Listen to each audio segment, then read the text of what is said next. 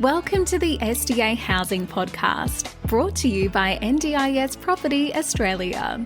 Before starting this episode, we need to provide a general disclaimer. Information contained in this podcast is general in nature only. It does not take into account the objectives, financial situation, or needs of any particular person. You need to consider your financial situation and needs before making any decisions based on the information in this podcast. And you should consider seeking independent and professional advice for your personal circumstances. All right, let's begin.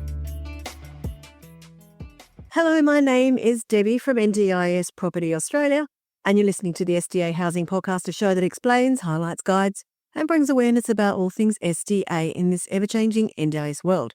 This is our monthly SDA Unlocked episode where we delve into the supply and demand data for specialist disability accommodation in different areas around Australia. This month, I have a special guest speaker. Welcome, Rob. Hi, Debbie. Welcome. Good to have you back on. Yeah, great to be here and talking about a location that I know quite well. So hence why I'm here. First time on an Unlocked? Yeah. So, and what is that location? Ballarat, in Ballarat. outside Melbourne, about 90 minutes drive from the centre of Melbourne. The goldfields. Yes. Something all people will probably recognise Ballarat for. That's right. Yeah. So now we don't always do the SDA unlocks on areas that are good and have high demand and limited supply. Sometimes we do it for the opposite reason, because there is maybe an oversupply. They may have been a good area in the past and maybe people still think it's a good area, but maybe it's not. And this is the case with Ballarat. So the reason that we're talking about this today, specifically with Rob, is because Rob knows Ballarat very well, being a local Melbourneite, and has obviously spent time up in Ballarat, very familiar with it. And also because we're constantly seeing properties for sale up there. It has recently been added to the black band list for the main NDIS lender because of the oversupply there. So what I thought we'd do is just talk about what the great things about Ballarat, what would have made it an attractive area and when that was. And I'll just very quickly touch on some of the actual figures. So, if you are still considering a SDA development in Ballarat, you might want to think twice or pivot somehow. So, Rob, tell us about Ballarat. Yeah, no, Ballarat's a great city, not that big, but big enough. I think it's got a population of around 100,000. But in terms of getting around in Ballarat, compared to most of the capital cities, very easy. Literally, the outskirts of Ballarat to the centre of Ballarat are probably 10 to 15-minute drive. That's all. Very picturesque, beautiful. Lake Wendouree is a really nice area with a lot of beautiful older period-style homes in it. The centre of the city as well, and where Sovereign Hill is. Great charm, a lot of great cafes, restaurants. A nice spot to go to for a short stay, I would have thought. And reasonably easy access to Melbourne. As I said, it's about 90 minutes by car and only about an hour, I think, on the train. A lot of people who live in Ballarat actually commute and work in Melbourne. Wow. Okay. Yeah. So, and I think the attraction years ago in Ballarat was, I was looking at Ballarat for clients just in normal property 7 years ago. It was a really good buy. Cheap, hadn't gone up for 5 or 10 years, and great lifestyle location. And a lot of people jumped in, including SDA builds as well. And it's actually done very well over the last 5 or 6 years from a property point of view across the board. It's one of the better locations in Victoria. But as you know, it's probably tipped over the edge in the last 12 months to the point where it's started to decline a little bit. Long term, still a great area. So has that tipped over the edge for both regular property investment as well as SDA? Yes. Yeah, mainly because, as you'd know, Victoria's sort of a little bit on the nose a bit at the minute because of the government and the taxes and charges. So, but, it's probably getting close to being a good buy again. Okay. But not necessarily for SDA, as you're going to tell us in a minute, because a lot of people have jumped in. The other reason I think why they've jumped in for SDA was a few years ago, the land was cheap. Mm-hmm. You're talking 150, 200, 250,000 for a block in places like Lucas and Alfredton, where there was a lot of land available, which is only 5 or 10 minutes from the city. All right. Well, that, I guess, leads straight into what is the current data telling us. Now, we had the new quarterly data from the NDIS come out about 10 days ago now. It came out on the 14th of Feb, actually, from the day we're recording this episode. So we had a look at the latest data, put together some figures, and it's not looking good if you've still got a property under construction or you're planning something in the Ballarat area. Now, what's interesting with the Ballarat region, you've probably heard us talk about the SA3 regions, the SA4 region. That's all Ballarat. So the SA4 of Ballarat is a large area. It stretches halfway up towards Bendigo. It stretches right to the westernmost edges of Melbourne, West Melbourne, parts of Melton and Bacchus Marsh, and way out west, of course, in Victoria. The SA3 region just encompasses the Ballarat suburbs, if you like. As you mentioned, some of those suburbs, but also Alfredton, also Buninyong, Delacombe, Smythes Creek, Wendouree. I hope I'm saying these names right. Miners Rest. Yep, Wendouree, Lake Wendouree. Wendouree, Ballarat East, North, Warren Heap. That's a... Which one's that? Warren Heap? I'm not even sure where that is. Don't know that one. Okay. Invermay, Canadian, Mount Clear, Sebastopol, Redden. So it's quite a large central area. As you said, it's got a population of around 100,000 people. So it's a decent sized town. So when we look at the data, we look at both the SA4 data and the SA3 data because that's what the NDIS puts out.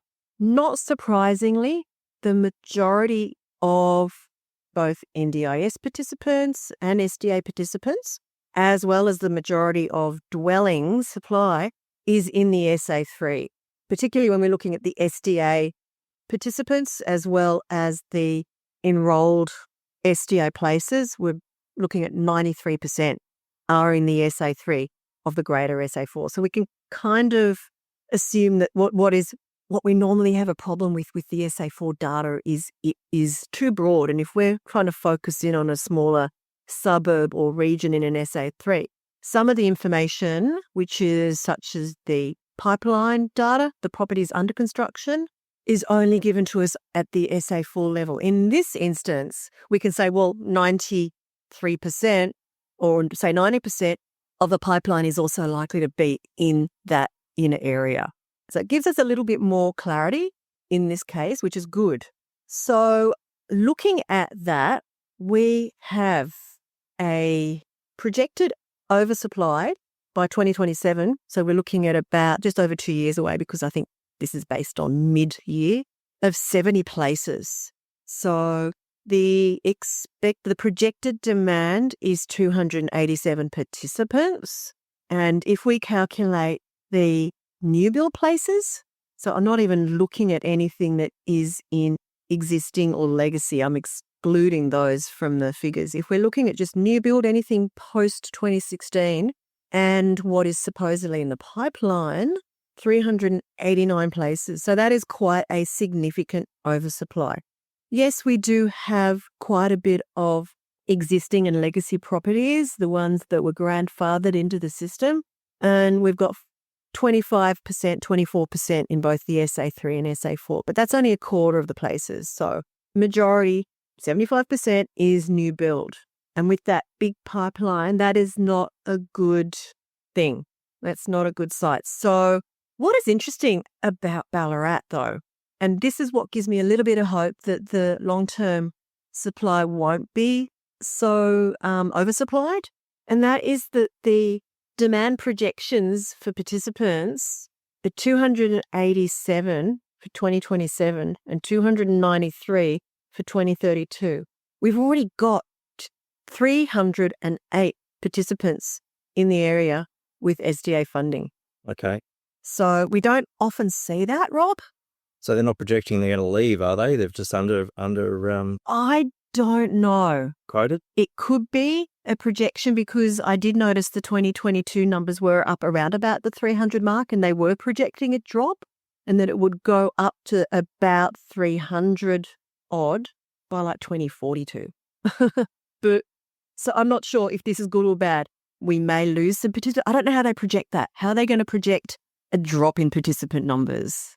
Yeah, you think it would be based on the overall population of the city, wouldn't you? And I'd be very surprised if Ballarat doesn't grow Yeah, you would. a fair bit rather than, Exactly. So, I don't think it's going to get smaller. yeah. So that leads me to believe that the projections, and we know that these were a bit iffy anyway. It's all we've got to work on at this point in time. But if we're already ahead of where the NDIS thought the number of SDA participants would be, that may be a sign that the area is growing quicker, the number of NDIS participants is growing quicker, and therefore the number of SDA funded participants is growing quicker and may come closer to meeting that oversupply and coming more back to an equilibrium. Yep. I think the area is definitely growing quicker than people think. There's a lot of new building in Ballarat over the last few years. So, but still having said that, we're currently faced with a potential 70 places. So I would say that even with a big increase in participant numbers, we've already got the supply there. Yeah, so So, we're on the, not good, particularly compared to other areas. yeah, exactly. What may be of a slight benefit, not for those people who've built IL properties, because about a third of all places are IL, whereas normally we see about maybe a quarter, if that, are being built to IL standard. So there's more IL than we get in most other areas in Australia. Maybe that indicates there is still potentially a bit of a need for more of the high-level dwellings, HPSFA. Robust, we've got a lot of robust there, 82 places out of 389 potential, which is probably going to be about depending on the size of those robust properties. And what I'm looking at is a mixture of mainly one resident and two resident.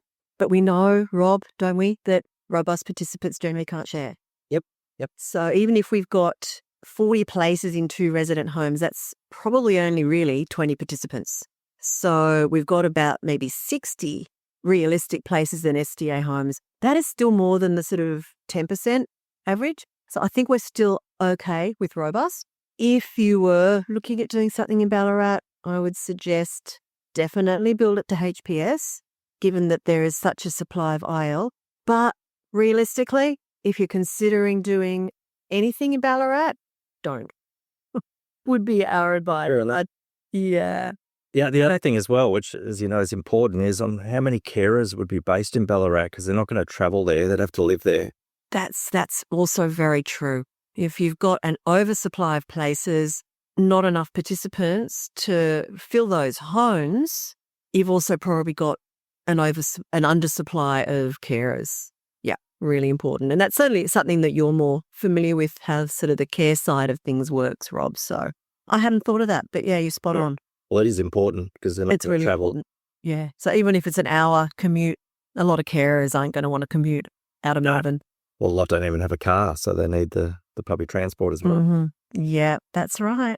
Yeah, look, we have seen a lot of IL stuff go in there. We know that IL participants who are in the system, that were grandfathered into the system, the properties have been grandfathered in, that's all good.